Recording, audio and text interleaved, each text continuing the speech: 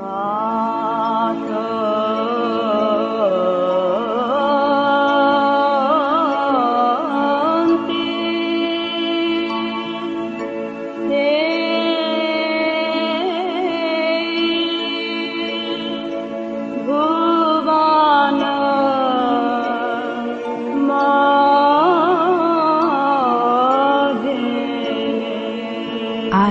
বসন্ত পঞ্চমী।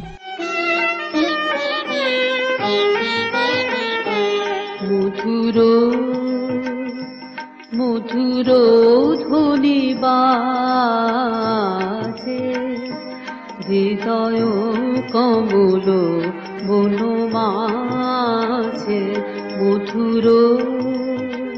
বাগদেবীর আরাধনা ঘরে ঘরে, পাড়ায় পাড়ায়, মোড়ে মোড়ে ছোট বড় মণ্ডপ, সুসজ্জিতা হংসবাহিনী শোভিতা সেখানে। বাংলার জীবনে সরস্বতীর স্থানটি বেশ অন্যরকম। তিনি দেবী হিসেবে পূজিতা যতটা, ততটাই যেন ঘরের মেয়ে, অন্তরের বড় কাছের মানুষের মতো আদ্রিতা।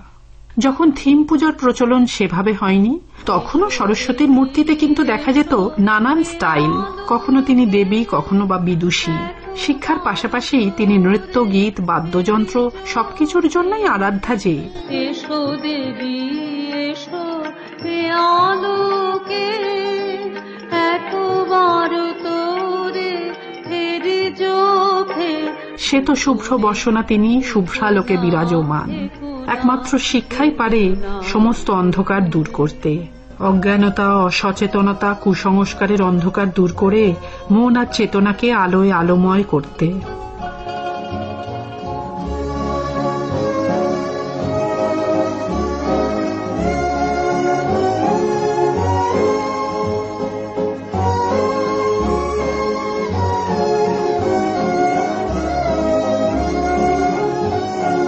আরো একটি দিক আছে, সাদা আলো সব রঙের সমাহার।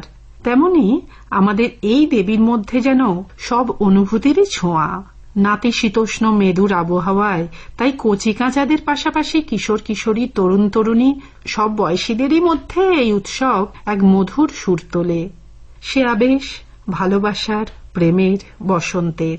সরস্বতী পুজোর এই দিনটিতেই বসন্তের আনুষ্ঠানিক সূচনা।